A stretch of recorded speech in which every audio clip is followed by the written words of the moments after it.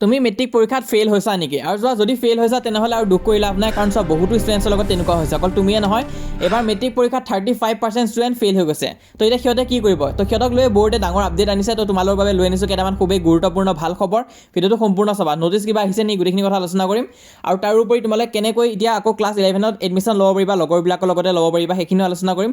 আৰু কি আছে তোমালোকৰ ওচৰত দ্য ছেকেণ্ড চান্স, যোনটো তোমালোকে জনাটো খুবেই গুৰুত্বপূৰ্ণ হয়। প্ৰিপেৰেশ্যন কেনেকৈ কৰি যাবা তোমালোকে কম্পাৰ্টমেণ্ট পৰীক্ষাৰ বাবে, কম্পাৰ্টমেণ্ট পৰীক্ষা কি হয়, কেতিয়া হয়, গোটেইখিনি ইনফৰমেশ্যন আজি লৈ আনিছোঁ। এইটো ভিডিঅ' চোৱাৰ পিছত তোমালোকে কম্পাৰ্টমেণ্টৰ ওপৰত আৰু এটা ভিডিঅ' চাব দৰকাৰ নাই। আৰু চোৱা আৰু এটা ডাঙৰ ইম্পৰ্টেণ্ট চেঞ্জ হৈছে যে তোমালোকৰ অকল থিয়ৰী পৰীক্ষাহে হ'ব। তো ইয়াৰ মানে কি হয়, MCQ নহ'ব নেকি? গোটেইখিনি প্ৰশ্নৰ উত্তৰ তোমালোকে আজি এই ভিডিঅ'টোত পাবলৈ গৈ আছা। তো RC জৈন যোনজন চেয়াৰমেন হয় এছেবৰ, তো তেওঁ কৈছে যে কম্পাৰ্টমেণ্ট এক্সামৰ ক্ষেত্ৰত সকলো নিয়ম আগৰ দৰেই হ'ব। তো তেওঁ কৈছে যে আগতে যিবিলাক নিয়ম আছিল সেইবোৰে আকৌ ফ'ল' হ'ব বুলি তেওঁ কৈছে। আৰু তেওঁ কৈছে যে কম্পাৰ্টমেণ্ট এক্সাম কিন্তু হ'ব। বহুতো নিউজ চেনেল আদি দি আছে নহয় কিবা কিবি, কিন্তু এবাৰ কম্পাৰ্টমেণ্ট এক্সাম হ'ব। আৰু তেওঁ কৈছে বিহুৰ পিছত নটিছখন আহিব বুলি তেওঁ কৈছে। আৰু চোৱা যদিহে কোনোবাই 3টা ছাবজেক্টত ফেইল কৰিছা আৰু 170 মাৰ্কছতকৈ যদি বেছি পাইছা, তেনেহ'লে তোমালোকে কম্পাৰ্টমেণ্ট এক্সাম দিব পাৰিবা। তো এই দুটা কণ্ডিশ্যনে লাগে তোমালোকে কম্পাৰ্টমেণ্ট এক্সাম দিবৰ কাৰণে। যদিহে 170+ মাৰ্কছ পাইছা আৰু 3টা ছাবজেক্টতকৈ কমত ফেইল কৰিছা বা 3টা ছাবজেক্টত ফেইল কৰিছা, তেনেহ'লে দিব পাৰিবা। তাৰ তাৰিখ এতিয়ালৈকে ঘোষণা হোৱা নাই।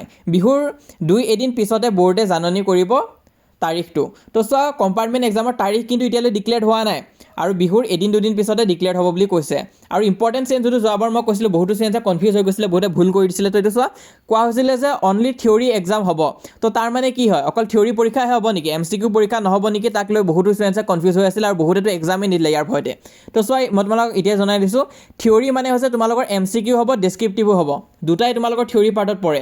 এটা পৰীক্ষা নহ'ব যোনটো হৈছে তোমালোকৰ ইণ্টাৰনেল এছেছমেণ্ট, যোনটো যেনেকৈ তোমালোকৰ সেৱা স্পকেন ইংলিছ এপৰ হওক বা তোমালোকৰ ছায়েন্স প্ৰজেক্টে হওক। তো সেইবিলাক আকৌ হৈ নাথাকে, সেইবিলাক যোনটো নম্বৰ আছিল সেইটোৱে থাকিব।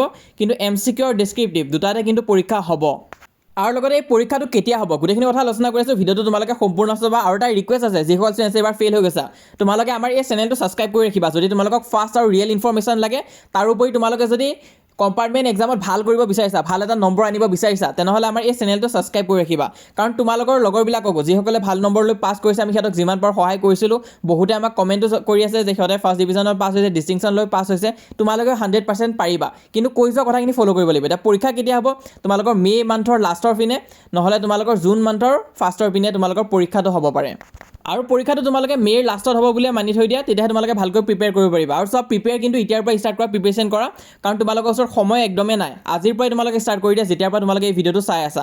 ক'বলৈ গ'লে তোমালোকৰ হাতত 30-40 দিনমানহে আছে। তো এইখিনি ভালকৈ ইউজ কৰা, তোমালোকে ভালকৈ প্ৰিপেয়াৰ কৰি যোৱা। আৰু এইকেইদিন এটা বস্তু বৰ ধেৰকৈ দেখা পাবা তোমালোকে ইউটিউবত বিভিন্ন ভিডিঅ' ওলাব যে কম্পাৰ্টমেণ্টেলৰ কাৰণে আপডেট কিবা কিবি, আৰু পিছত সিহঁতৰ পেইড গ্ৰুপত জইন হ'ব ক'ব। তো সেইটো বৰকৈ ওলাব। তো তোমালোকে সাৱধান, কাৰণ তোমালোকৰ পইচাৰ ওপৰত বহুতো মানুহৰ চকু আছে।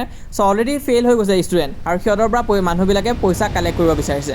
তো আজি আমি এটা হোৱাটছএপ চেনেল এটা বনাইছিলোঁ, য'ত আমি কৈছিলোঁ যে কম্পাৰ্টমেণ্ট 2026ৰ বাবে আমি যি পাৰোঁ একদম সকলোকে ফ্ৰীতে সহায় কৰি যাম বুলি ক'লোঁ। আৰু মই ক'লোঁ যে তাত আমি ফ্ৰীতে থিয়ৰী MCQ আদি নোট দিম, আৰু গোটেইখিনি কমপ্লিটলি ফ্ৰী হ'ব।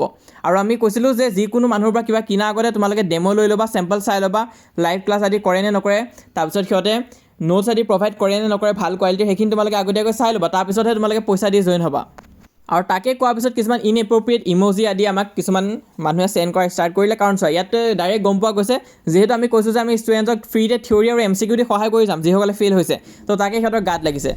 আমাৰ চেনেলত 500+ ষ্টুডেণ্টে ডিষ্টিংশ্যন পাইছে, 1000+ ষ্টুডেণ্টে ষ্টাৰ মাৰ্ক পাইছে, আৰু 3000+ ষ্টুডেণ্টে ফাৰ্ষ্ট ডিভিজন পাইছে। কেইটামান ক্লিপ মই তোমালোকক দেখাব বিচাৰিম। 75% লৈ মই মেট্ৰিকত উত্তীৰ্ণ হ'ব পাৰিছোঁ 2026 বৰ্ষত। মই আইএনছক এইবাবে বিশেষকৈ ধন্যবাদ জনাব বিচাৰিছোঁ, কাৰণ মই প্ৰি টেষ্টৰ ৰিজাল্ট চাই মোৰ নিজৰ বহুত মই ভাগি পৰিছিলোঁ অন্তৰেদি, আৰু মোৰ মা দেউতা বহুতখিনি বিপাঙত পৰিছিল। আৰু মই এদিন ইউটিউবত ভিডিঅ' বিচাৰি থাকোঁতে পঢ়াৰ উপক্ষে মই আইএনছৰ ভিডিঅ' তো ষ্টাৰ আৰু ডিষ্টিংশ্যনটো বহুতে পাইছে। তাৰ উপৰি আমাৰ এজন ষ্টুডেণ্টে 96% পাবলৈ সক্ষম হৈছে, আৰু তেওঁ কি কৈছে শুনা। মোৰ সকলো প্ৰিয় ভাই ভনীসকলক নমস্কাৰ। মই অবজনিল দাস হয়। মই Don Bosco higher secondary school ডিব্ৰুগড়ত পঢ়িছিলোঁ 9ম শ্ৰেণীৰ বাবে। আৰু মই পোনপ্ৰথমে আয়ান ষ্টুডিঅ'ছক ধন্যবাদ জ্ঞাপন কৰিব বিচাৰিছোঁ, কাৰণ তেওঁ মোক বহুত সহায় কৰিলে। তেওঁ কুৱেশ্যন পেপাৰ্ছৰ ক্ষেত্ৰত সহায় কৰিলে, কুৱেশ্যন পেপাৰ্ছ প্ৰেক্টিছ কৰিবলৈ দিছিলে। তাৰপিছত ৰুটিনৰ ক্ষেত্ৰত টাইম মেনেজমেণ্ট আৰু এই সকলোখিনি গাইডেঞ্চ আমি ষ্টুডেণ্টছক ফ্ৰীতে প্ৰভাইড কৰিছিলোঁ, যাৰ ফলত বিভিন্ন মানুহৰ এইটো ডাইজেষ্ট হৈ থকা নাই, যাৰ ফলত সিহঁতে কিবা কিবি বিভিন্ন ধৰণৰ ভিডিঅ' বনাই আছে। আৰু এতিয়া বৰ্তমান সিহঁতৰ প্লেন হৈছে যে তোমালোকৰ কম্পাৰ্টমেণ্ট এক্সামৰ কথা কৈ সিহঁতে তোমালোকৰ পৰা 300, 400, 500, 700 টকা পৰ্যন্ত সিহঁতে ল'বৰ কাৰণে চেষ্টা কৰিব পাৰে।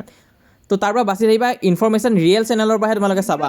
প্ৰব্লেমত ফচিবলগীয়া হয়, যেনেকৈ আমাৰ কিছুমান ফেক নিউজ হ'ব পাৰে বা ফেক ৱেবছাইট হ'ব পাৰে, এইবিলাকৰ ক্ষেত্ৰত বহুত প্ৰব্লেম হ'ব পাৰে। কিন্তু মই কোনো প্ৰব্লেম লাভ কৰা নাছিলোঁ, কাৰণ মই আইএন ষ্টুডিঅ'ছ ছাবস্ক্ৰাইব কৰি ৰাখিছিলোঁ। আইএন ষ্টুডিঅ'ছে সদায় আমাক কাৰেক্ট ইনফৰমেশ্যন দিয়ে আৰু কাৰেক্ট টাইমত দিয়ে, আৰু সেয়েহে মোৰ এক্সাম প্ৰিপেৰেশ্যনত কোনো প্ৰব্লেম নহ'ল। তো ইয়েছ, তোমালোকে ৰিয়েল ইনফৰমেশ্যন দিয়া চেনেলবিলাকে ফ'ল' কৰি ৰাখিবা। তো চোৱা, আৰু এটা কথা মই তোমালোক অলৰেডি কৈ থৈ দিছিলোঁ যে তোমালোকে কম্পাৰ্টমেণ্ট এক্সাম কেতিয়া দিব পাৰিবা, যেতিয়া তোমালোকে 1, 2 বা 3টা ছাবজেক্টত যদি তোমালোকে ফেইল কৰিছা, তেনেহ'লে তোমালোকে কম্পাৰ্টমেণ্ট এক্সাম দিব পাৰিবা, আৰু তোমালোকৰ টোটেল মাৰ্কছটো 1700তকৈ বেছি হ'ব লাগিব। আৰু এই কম্পাৰ্টমেণ্ট এক্সামটো তোমালোকৰ উইথিন এ মান্থ তোমালোকৰ হৈ যাব পাৰে, কাৰণ চোৱা এতিয়ালৈতো অহা নাই, কিন্তু বিহুৰ পিছতে ন'টিচ আহি যাব, আৰু উইথিন এ মান্থ তোমালোকৰ এই কম্পাৰ্টমেণ্ট এক্সামটো হৈ যাব পাৰে। তো যাৰ ফলত তোমালোকে এতিয়াৰ পৰাই ভালকৈ প্ৰিপেৰেশ্যন কৰি যাব লাগিব। আৰু গোটেইখিনি ইনফৰমেশ্যন তোমালোকক মই কৈয়ে দিছোঁ অলৰেডি, আৰু ইয়াৰ উপৰিও যদি কোনোবাই তোমালোকক কৈ আছে যে ইনফৰমেশ্যন জানিবৰ কাৰণে হোৱাটছএপত মেছেজ দিয়া, তেনেহ'লে তোমালোকে মেছেজ দিলেও গম পাবা, সিহঁতে তেতিয়াই পইচাৰ কথা ক'ব। তো সেইটো কাৰণে তোমালোকে যাকে তাকে মেছেজ দি নুফুৰিবা, তোমালোকে জানা যে কি কৰিব লাগিব বৰ্তমান। এইটো তোমালোকৰ বাবে এটা গ'ল্ডেন চান্স হয়, কাৰণ এই কম্পাৰ্টমেণ্ট এক্সামটো যদি তোমালোকে ভালকৈ পাছ হৈ যোৱা, তেনেহ'লে তোমালোকে ক্লাছ 11ত এডমিশ্যন ল'ব পাৰিবা, নিজৰ লগৰবিলাকৰ লগতে এডমিশ্যন ল'ব পাৰিবা। আগষ্ট মানে তোমালোকে এডমিশ্যনো লৈ ল'ব পাৰিবা। তো ইয়াতে মই তোমালোকে বস্তু এটা বুজাই দিছোঁ, চোৱা ন'টিচ এখন আহিব, ন'টিচখন কেতিয়া আহিব, বিহুৰ পিছত আহিব বুলি কৈছে। তো তোমালোকে আফটাৰ বিহু এইটো এক্সপেক্ট কৰিব পাৰা যে ন'টিচ এখন আহিব, যোনটো সেৱাৰ অধ্যক্ষ ডাঙৰীয়াই কৈছে। তেতিয়া তোমালোকৰ হাতত দুটা অপশ্যন থাকিব, হয় তোমালোকে আমাৰ ফ্ৰী গ্ৰুপত জইন কৰিব পাৰা, য'ত আমি তোমালোকক A to Z সকলো বস্তু দি সহায় কৰি যাম, নহ'লে তোমালোকে সেই পেইড গ্ৰুপ আদিত সোমাব পাৰিবা, য'ত তোমালোকৰ পৰা 300, 400, 500, 700 এনেকুৱা নিচিনা টকা ডিমাণ্ড কৰা হ'ব, যোনটো দিয়াৰ পিছতো তোমালোকক কেৱল মাত্ৰ নোট আদিহে দি পঠাই দিব, যোনখিনি কমন বুলি তেওঁলোকে ক'ব। তো তেনেকুৱা কৰি কিন্তু লাভ নাই। তোমালোকে চোৱা, এবাৰ অলৰেডি তোমালোকে মেট্ৰিক পৰীক্ষা দিছা কমন আদি চাই, হ'লেও যদি কাম কৰা নাই, তাৰপিছত কম্পাৰ্টমেণ্টতো অকল এইখিনি চাই পাছ কৰি যাম বুলি তোমালোকে আশা নকৰিবা, এইটো তোমালোকে বাদ দিয়া। তো চোৱা, তোমালোকে যদি এইবিলাক ল'ম বুলিয়ে ভাবিছা, তেনেহ'লে আগতে ডেমো খুজি ল'বা, নোটছ আদি খুজি ল'বা, সিহঁতে লাইভ লেকচাৰ কৰাই নে নকৰাই সেইবিলাক আদি সুধি ল'বা তোমালোকে, কাৰণ মই তোমালোকক গেৰাণ্টি দি ক'ব পাৰিম যে কোনো ধৰণৰ একো ফেচিলিটি তাত নাথাকে, আৰু উল্টাই তোমালোকৰ পৰা MCQ, কমন থিয়ৰী এইবিলাক বেচাহে হ'ব। তো সেইবোৰৰ পৰা বাচি থাকিবা। বিভিন্ন ধৰণৰ চেনেলে এতিয়া বিজনেছ কৰি আছে, তাৰ পৰা তোমালোকে বাচি থাকিবা, আৰু এতিয়া নিজৰ ওপৰতে প্ৰিপেৰেশ্যন কৰিব লাগিব। কোনো ধৰণৰ নোটছ আদি কিনি তুমি কেতিয়াও পাছ হ'ব নোৱাৰা কম্পাৰ্টমেণ্ট এক্সাম। এইটো তোমালোকৰ ছেম টু ছেম মেট্ৰিক পৰীক্ষাৰ দৰে পেটাৰ্ণটো হ'ব। তো সেইটো কাৰণে আমিতো MCQ আৰু থিয়ৰী আদিটো তোমালোকক কমন আদি দি চেষ্টা কৰিম হেল্প কৰিবৰ কাৰণে, যোনখিনি বেছিকৈ ৰিপিট হৈ থাকে সেইখিনি মই দেখাই দিব পাৰিম তোমালোকক। তাৰ উপৰি তোমালোকক ষ্ট্ৰেটেজি আদিও দিব পাৰিম, যে কেনেকুৱা নিচিনা চেপ্টাৰখিনি আগতে কৰি ৰাখা। তো চোৱা, অকল কমনতে ডিপেণ্ড নহ'বা। তোমালোকে অলৰেডি মেট্ৰিক পৰীক্ষা দি উঠিছা, গম পাইছা যে পেটাৰ্ণটো কেনেকুৱা হৈছে। সমাজ বিজ্ঞান একদম সম্পূৰ্ণ বদলি হৈ গৈছে, সমাজ বিজ্ঞান আৰু ইংৰাজী। বাকীখিনিত বাৰু অকণমান অলপ চলপ কমন আহি যায়। তো তাতকৈ তোমালোকে কনচেপ্টত ফ'কাছ কৰিবা। চোৱা, 10টা চেপ্টাৰে যদি তোমালোকে যদি কমনে চাব যোৱা 10টা চেপ্টাৰ, তেতিয়াও চান্স আছে যে তাৰ পৰা নাহিব পাৰে। কিন্তু 5টা চেপ্টাৰে যদি তাৰ সলনি তোমালোকে গোটেই কনচেপ্ট বুজি যদি পঢ়া, যেনেকুৱাই প্ৰশ্ন নাহক কিয় তোমালোকে 5 মাৰ্ক এটা কিন্তু ইজিলি উঠাই দিব পাৰিবা।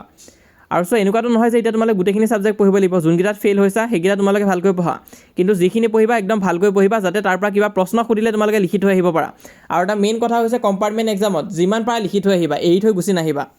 আৰু এতিয়া তোমালোকে এইকেইদিন ধেৰ ৰিলছ বা শ্বৰ্টছ আদি পাবা, যে ক'ব তোমালোকে যদি কম্পাৰ্টমেণ্ট এক্সাম দিব বিচাৰিছা, তেনেহ'লে আমাক মেছেজ দিয়া, কিমান তাত ফেইল হৈছা কোৱা, 300, 400, তো তেনেকুৱা নিচিনা পইচা সুধিব। চোৱা, এতিয়া 1,50,000 ষ্টুডেণ্টে ফেইল কৰিছে, 10,000 ষ্টুডেণ্টৰ পৰা যদি সিহঁতে 300 টকাকৈ লয়, তেনেহ'লে আৰামতে তোমালোকৰ 2 মাহৰ ভিতৰতে সিহঁতৰ 30 লাখ মান টকা আহি আছে। তো এইটো বেলেগ এটা বিজনেছে চলি আছে, তাৰ পৰা তোমালোকে ভালকৈ সাৱধান হ'বা। তো কোনোবাই যদি তোমালোক কম্পাৰ্টমেণ্ট এক্সামৰ বিষয়ে জানিবৰ কাৰণে তোমালোক হোৱাটছএপত মেছেজ দিব কৈছে, আৰু তাৰপিছত যদি পইচা ডিমাণ্ড কৰিছে, তেনেহ'লে বুজি পাই যাবা স্কেম হয়। কাৰণ চোৱা, এতিয়ালৈ এছএফ বৰ্ডৰ পৰা কোনো ধৰণৰ নটিফিকেশ্যন অহা নাই, য'ত কোৱা হৈছে যে অমুকটো তোমালোকৰ ফিজ হ'বলৈ গৈ আছে কম্পাৰ্টমেণ্ট এক্সামৰ কাৰণে। যেতিয়া নটিচ আহিব, যেতিয়া প্ৰাইচটো ফিক্স হ'ব, তোমালোকক মই জনাই দিম। আৰু তেতিয়ালৈ কি কৰিবা, তোমালোকে আমাৰ হোৱাটছএপ চেনেলত জইন কৰিবা। কাৰণ চোৱা, মেট্ৰিকত তোমালোকে হয় ফেইল কৰিছা, কিন্তু এতিয়াও তোমালোকৰ বাবে গোটেইখিনি ৰাস্তা ক্ল'জ হৈ যোৱা নাই, এতিয়াও চান্স এটা আছে, তোমালোকে কম্পাৰ্টমেণ্ট এক্সাম পাছ কৰি নিজৰ লগৰবিলাকৰ লগতে এডমিশ্যন ল'ব পাৰিবা। তো জইন কৰিবা, লিংকটো মই পিন কমেণ্টত দি থৈ দিম হোৱাটছএপ চেনেলৰ।